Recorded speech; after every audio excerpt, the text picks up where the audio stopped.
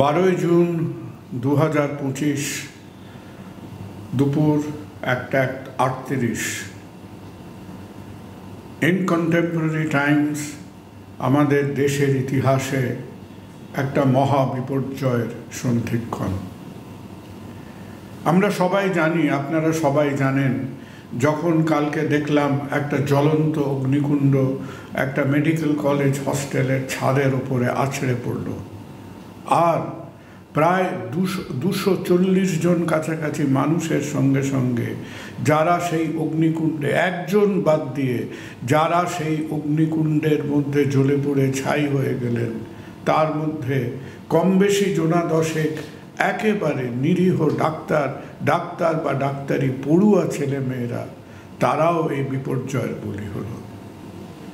কতগুলো প্রশ্ন আজকে একটি দেশ হিসেবে, একটা সমাজ হিসেবে, একটা মানুষ হিসেবে আমাদের সামনে এসে দাঁড়াচ্ছে।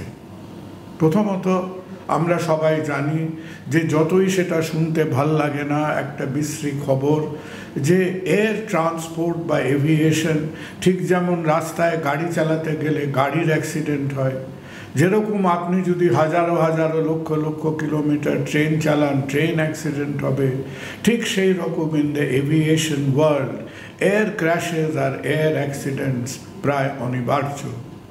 কিন্তু তা বলে যে কোনো জিনিসকে এটা তো হবেই, হ্যাঁ কারো হবে, অনেকে বেঁচে যাবে, এই সব কথা বলে তো এগুলোকে অ্যাকসেপ্ট করলে চলবে না।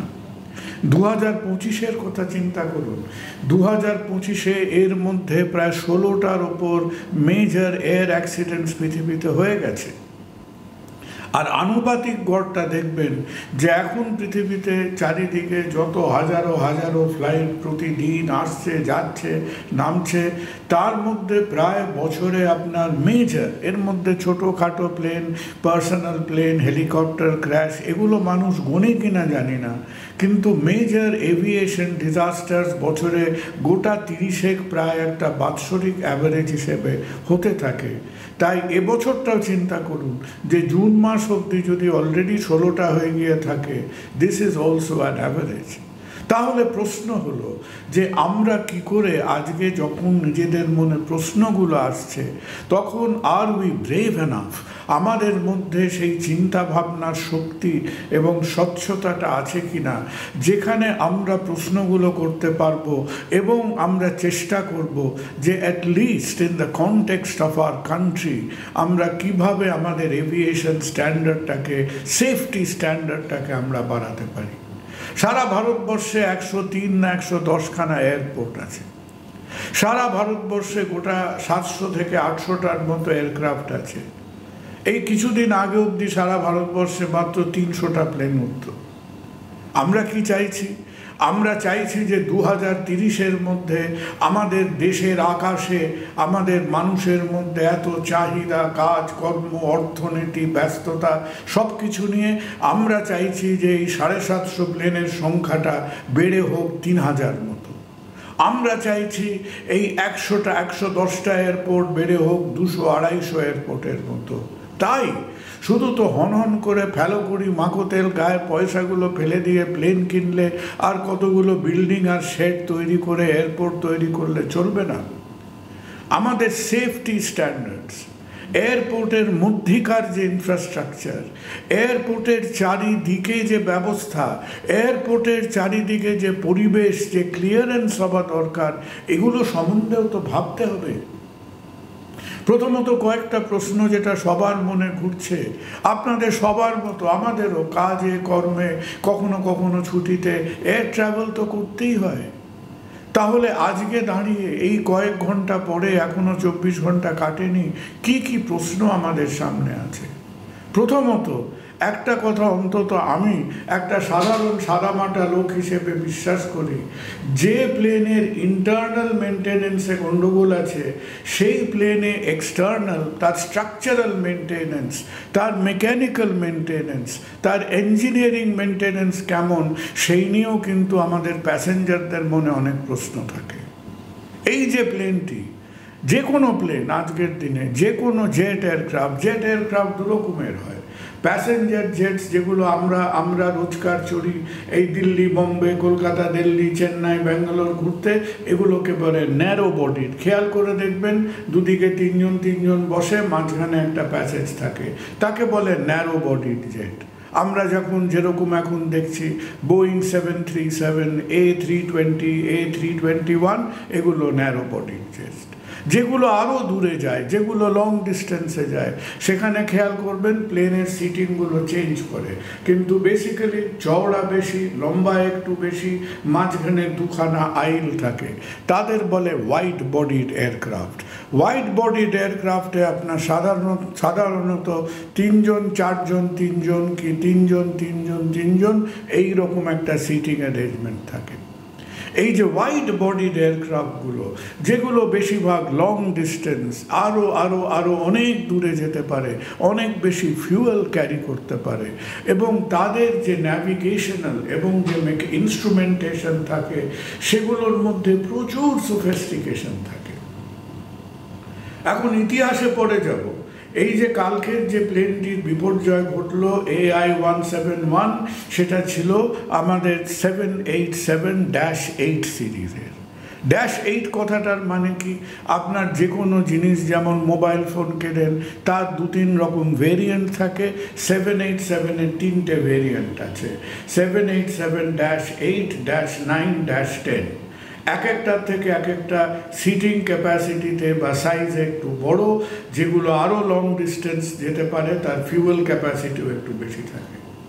এই যে ড্রিম লাইনার বা 787, এই ড্রিম লাইনার 787 যখন আনা হলো, তার আগে একটা অত্যন্ত জনপ্রিয় প্লেন ছিল বোয়িংয়ের, সেটা আমরাও কলকাতার থেকে, আমাদের ভারতবর্ষ থেকে প্রচুর ইন্টারন্যাশনাল ফ্লাইটসে চড়েছি, এখনও ব্যবহার করে, তাকে বলে বোয়িং 777 777 থেকে 787-এর যখন উন্নতি হলো, যখন নতুন মডেল অফ এয়ারক্রাফট আসে, দুটো জিনিস করা হয়, রাদার 3টে জিনিস করা হয়। স্ট্রাকচারাল ইঞ্জিনিয়াররা চেষ্টা করে এয়ারক্রাফটটাকে একটু হালকা করতে, যত হালকা করবেন তত তার ওয়েট কম হবে, তত সে বেশি ফ্লাই করতে পারবে। সেকেন্ডলি তারা চেষ্টা করে তাদের মধ্যে software, remote control, safety mechanism, এই জিনিসগুলোকে আরও উন্নতি করতে। আর থার্ড, তারা চেষ্টা করে যে সিটিং অ্যারেঞ্জমেন্ট এটসেট্রা এরকম করে করবে যাতে প্যাসেঞ্জাররা আকৃষ্ট হয়, the passenger facilities are increased. 787 আমাদের প্রায় 12-14 বছর ধরে চলছে। এই প্লেনটির 10.5-11 বছর বয়স ছিল, যেটা একটা প্লেনের লাইফ টাইমে মোটামুটি অ্যাভারেজ। অবভিয়াসলি চকচকে নতুন প্লেন নয়। কিছু এয়ারলাইন্স আছে, যেমন ইন্ডিগো দেখবেন একেবারে পুরনো প্লেন চালায় না। তারা কি করে, তারা প্রতি 4 বছর, ইন্ডিগোর বয়সই 18 বছর, তো ইন্ডিগো কি করে, ইন্ডিগো সমানে শর্ট টার্ম প্লেন ইউজ করে, হয় নতুন প্লেন কেনে বা নতুন প্লেন লিজ করে। That is not a bad policy. এখন প্রশ্ন উঠবে যে মার্জনা করবেন আপনি অনেক এয়ারলাইন্স, তার মধ্যে দুর্ভাগ্যবশত এয়ার ইন্ডিয়া একটা এয়ারলাইন্স, তার মধ্যে বসলে প্লেনের মধ্যে হামেশাই দেখবেন কখনো বাথরুম ব্লকড হয়ে যায়, কখনো এসি ব্লকড হয়ে যায়, কখনো আপনার পাবলিক অ্যানাউন্সমেন্ট সিস্টেম কাজ করছে না। ইন্টারন্যাশনাল ফ্লাইটে হামেশাই তাদের সফটওয়্যার গণ্ডগোল থাকে, ভিডিও এন্টারটেনমেন্ট কাজ করে না।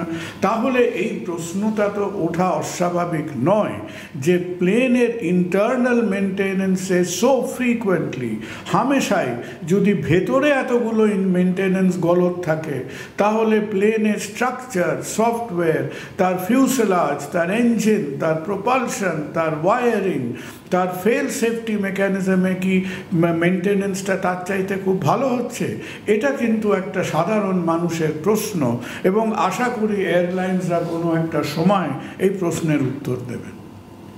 আর আমাদের একটা দোষ হলো, ওই কিছুটা রয়্যাল চ্যালেঞ্জার্স ব্যাঙ্গালোরের ওই বিজয় উৎসবের স্ট্যাম্পিডের মতো আমরা কিছু জিনিস নিয়ে অতিরিক্ত বাড়াবাড়ি করি, এবং যেটা এখন অতিরিক্ত বাড়াবাড়ির স্টেজে এখন পৌঁছে গেছে সেটা হচ্ছে প্রাইভেটাইজেশন অফ এয়ারপোর্টস। এক একটা এয়ারপোর্টে গিয়ে দেখবেন এক একটা এয়ারপোর্ট এক একটা কোম্পানি ম্যানেজ করছে। দুটো তিনটে মেজর এয়ারপোর্ট আছে যেটা এখনো গভর্নমেন্ট কন্ট্রোল করে। Kolkata airport and probably Chennai airport is one of the exceptions, যেগুলো এখনও আমাদের এয়ারপোর্ট অথরিটির কন্ট্রোলে আছে। এবং প্রত্যেকটা এয়ারপোর্টে তার কোনো স্ট্যান্ডার্ডাইজ সিস্টেম, তার লুক, ফিল, কিভাবে গ্রাউন্ড ম্যানেজমেন্ট হচ্ছে, কিভাবে আপনার গ্রাউন্ড ইনফ্রাস্ট্রাকচার হচ্ছে, পুরো ব্যাপারটার মধ্যে যেন আপনার মনে হবে যে one is very different from the other. এখন দোকান আলাদা হতে পারে, তার ইন্টারনাল ডেকোরেশনটা আলাদা হতে পারে, কিন্তু আপনি প্রাইভেটাইজ করতে করতে করতে করতে ground maintenance, engineering, protocol check করা, এই প্রতিটা ব্যাপারকে আপনি যদি কন্ট্রাক্ট এবং সাবকন্ট্রাক্ট করেন, প্রতিটা সাবকন্ট্রাক্টর চেষ্টা করছে যে সে কি করে একটু কাজটা কম করবে এবং মার্জিনটা বেশি রাখবে। এই সব ব্যাপারগুলো মানুষের মধ্যে প্রশ্ন আনে যে through this incessant privatization আমরা আমাদের স্ট্যান্ডার্ড কম্প্রোমাইজ করছি কি করছি না। আপনি যতই চেষ্টা করুন, আপনি তো আমেরিকার থেকে বেশি প্রাইভেটাইজ করতে পারবেন না। আমি অন্তত যে কটা মেজর ইউএস এয়ারপোর্টসে ঘুরে দেখেছি, আমি কোথাও কোনো কোম্পানির নামে কখনো জিএমআর, আদানি, অমুক তমুক, ট্রাম্প ইন্ডাস্ট্রি, ডেল ইন্ডাস্ট্রি, অমুক ইন্ডাস্ট্রি, ওয়ালমার্ট যে কোনো এয়ারপোর্ট কিনে চালাচ্ছে, অন্তত এই ব্যাপারটা in the north American aviation model আমি দেখিনি। তাহলে যারা আমাদের বন্ধু বান্ধব পরিচিত, যারা আজকে এয়ারলাইন্সে কাজ করছেন, তাদের বক্তব্যটা কি? তাদের বক্তব্য তারা কেউ জোর গলায় বলতে পারছেন না, কিন্তু তারা মনে করেন যে এই যে একটা আনকন্ট্রোলড প্রাইভেটাইজেশন অফ এয়ারলাইন্স প্রাইভেটাইজড হতে পারে, কিন্তু in general maintenance, facility, safety, engineering protocol, এই পুরো ব্যাপারটাকে আমরা যদি সেই ফাস্ট ফুড, হ্যামবার্গার আর সফট ড্রিঙ্কসের মতো হনন করে প্রাইভেটাইজ করি, মানুষের মধ্যে সন্দেহ আসতে বাধ্য। পাইলটস আর ওভারওয়ার্কড, মেনটেনেন্স পিপল আর ওভারওয়ার্কড। আপনি কলকাতার এয়ারপোর্ট থেকে যখন প্লেনে ওঠেন, দেখবেন যে 3 রকম এয়ারলাইন্সে উঠলে আপনি 3 রকম গ্রাউন্ড কন্ট্রোল দেখতে পাবেন। সে প্রশ্নে একদিন পরে আসব। তাহলে safety standards is a question. এই যে গিয়ে প্লেনটা আছড়ে পড়লো একটা মেডিকেল কলেজের ওপরে, কেন? একটা এয়ারপোর্ট রানওয়ের সামনে আপনার কয়েক কিলোমিটার ধরে, আহমেদাবাদ এয়ারপোর্টের রানওয়ের ডিস্টেন্সের লেন্থই ছিল প্রায় 3 কিলোমিটার। তার আশেপাশে আপনার তো 5-7 কিলোমিটারের ওপর জায়গা, এটাকে বলে ফানেল অন বোথ এন্ডস। একটা ফানেলের যেমন সরু দিক থাকে, সেটা হচ্ছে রানওয়ে। এই রানওয়ের পরে যে চওড়া দিকটা আসবে অফ আ ফানেল, সেই ফানেলের মধ্যে কোনো লম্বা বিল্ডিং, হাউজিং, বাজার, ঘিঞ্জি জনবসতি থাকার কথা নয়। সেটা সেই বিল্ডিং জনবসতির জন্য আনসেফ। সেখানে আপনি বাজার, রেস্টুরেন্ট, অমুক তমুক, পানশালা এগুলো খুলে রাখলে সেখানে রোডেন্টস আক্রমণ হবে, সেখানে বার্ড স্ট্রাইক হবে, সেখানে আকাশে আপনার স্ক্যাভেঞ্জিং বার্ডস, চিল, ভালচার এটসেট্রা ঘুরবে। এবং আহমেদাবাদ এয়ারপোর্টে পরপর আমাদের পাইলটসরা বহুবার বলেছেন যে Ahmedabad is the skies around Ahmedabad airport, সেখানে একেবারে গিজগিজ করে এবং বার্ড স্ট্রাইকের পসিবিলিটি ইজ ভেরি হাই। তাহলে যেখানে আজকে হাজারো হাজারো লক্ষ লক্ষ মানুষ আজকে রাত্রে দুশ্চিন্তা, একদিকে দুঃখ আরেকদিকে দুশ্চিন্তায় ছটফট করছেন, these concerns have to be voiced. আমার এক পরিচিত ভদ্রলোক যিনি কলকাতার এয়ার ট্রাফিক কন্ট্রোলে কাজ করেন, তিনি আমাকে বলছিলেন, ডাক্তারবাবু জানেন যে আমাদের এয়ারপোর্টের চারদিকের এনভায়রনমেন্ট কি করে থাকবে, সেই এনভায়রনমেন্ট কন্ট্রোল করার জন্য কমিটি আছে, involving technical people, involving air traffic control. মাসের পর মাস, বছরের পর বছর হয়ে গেছে, সেই সব কমিটির মিটিংয়ের কোনো ইয়ত্তা নেই।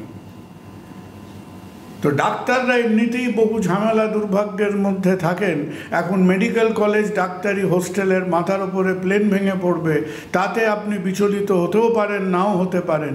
কিন্তু প্রশ্ন হলো যে সেই রকম একটা ঘিঞ্জি ব্যবস্থা আহমেদাবাদের মতো শহরে, যেখানে পুতুলের বিয়ে থেকে আইপিএল ফাইনাল আপনি সব আজকে ভারতবর্ষে যে শহরে করতে চান, সেই শহরের আরবান প্ল্যানিংয়ের এই দৈন্য দশা কেন?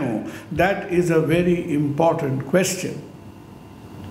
তাহলে as a citizen of India আমাদের এয়ারপোর্টের ইনফ্রাস্ট্রাকচারাল স্ট্যান্ডার্ড, সেফটি, মেনটেনেন্স, আজকে টাটা কোম্পানি আপনি গভর্নমেন্টের হাত থেকে এয়ার ইন্ডিয়া কিনে নিলেন, অত্যন্ত ভালো কথা। জেআরডি টাটা প্রথম তিনি এয়ার ইন্ডিয়ার সূচনা করেছিলেন। সারা দেশের সম্মান এবং respect is due to him. কিন্তু যেভাবে, যে ঢিমে তালে, যে স্লোনেস নিয়ে আপনারা এয়ার ইন্ডিয়াকে বর্তমানে চালাচ্ছেন, এবং একটা এয়ার ইন্ডিয়ার প্লেনের ভেতরে ঢুকলে ভেরি কমনলি, ভেরি অফটেন আমরা প্যাসেঞ্জার হিসেবে তো আর প্লেনের ইঞ্জিনিয়ারের ককপিটে ঢুকে আমি তো আপনার remote control software, gear, steering, propulsion খুলে দেখছি না।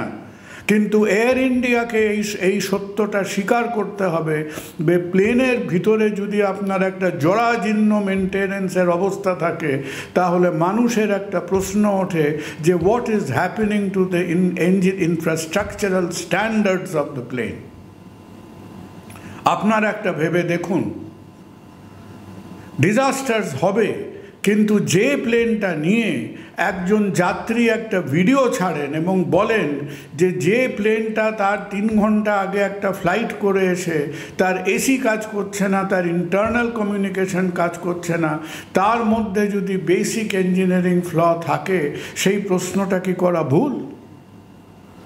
এই প্লেনটা 1:38 টেক অফ করেছিল, তার মোটামুটি লেস দ্যান আ মিনিটের মধ্যে দ্য প্লেন ফেল।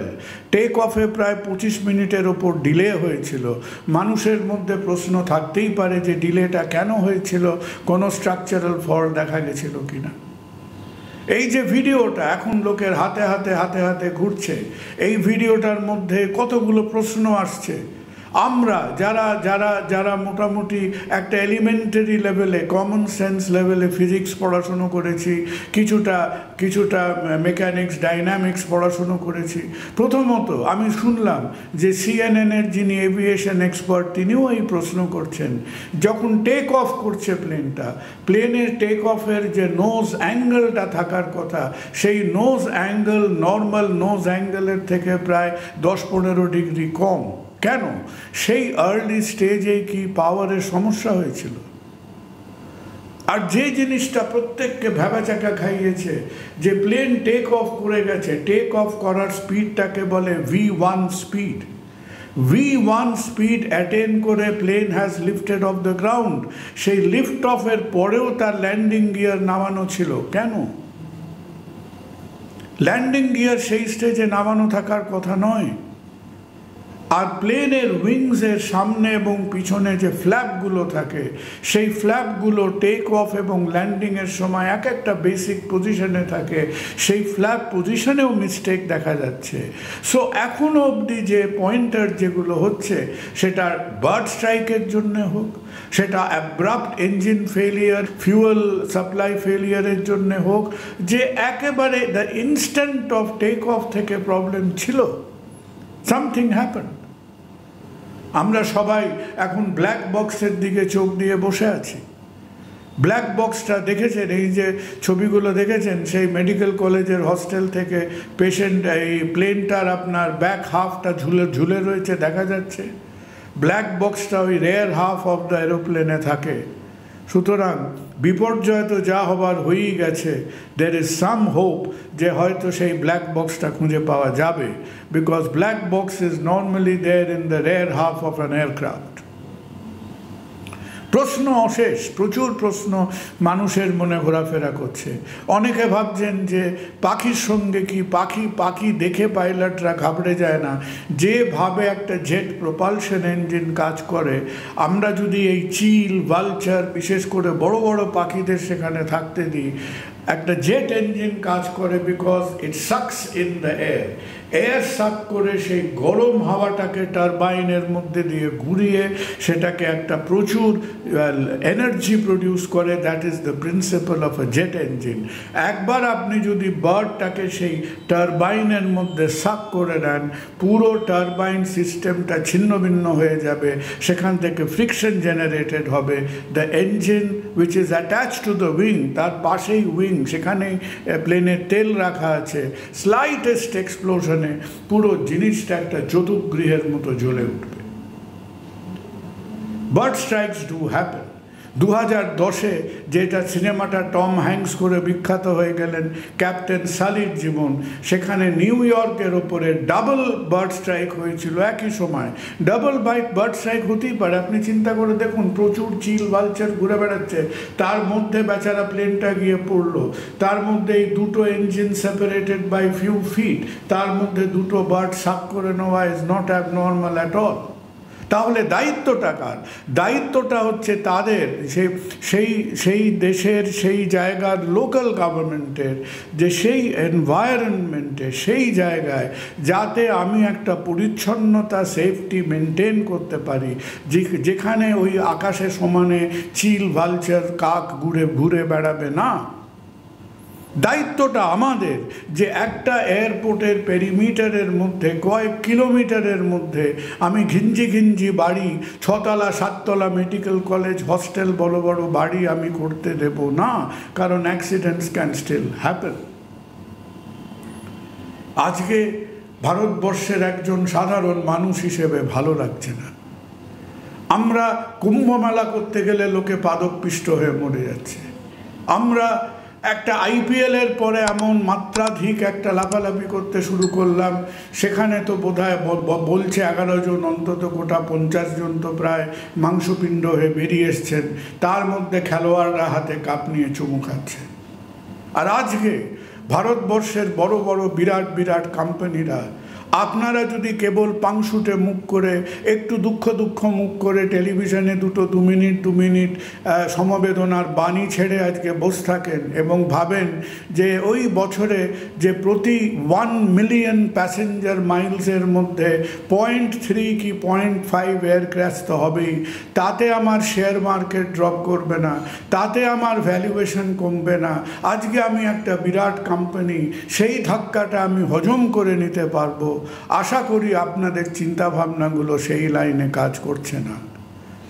আর একজন অতি সাধারণ ইউজার অফ ইন্ডিয়াস এভিয়েশন, আমরা এগুলো, ইন্ডিয়ার রাস্তাঘাট ছিল না, ভারতবর্ষের প্রগতি অনেকটাই নির্ভর করেছে ওনার এয়ার কানেক্টিভিটি, যে আমরা যে মাইন্ডলেস, আনস্ট্যান্ডার্ডাইজড প্রাইভেটাইজেশন অফ ইনফ্রাস্ট্রাকচার করছি এবং এক সাবকন্ট্রাক্টরের হাত থেকে আরেক সাবকন্ট্রাক্টরের ওপরে আমাদের কোয়ালিটি স্ট্যান্ডার্ডস চলে যাচ্ছে, এগুলো নিয়ে ভেবে দেখুন।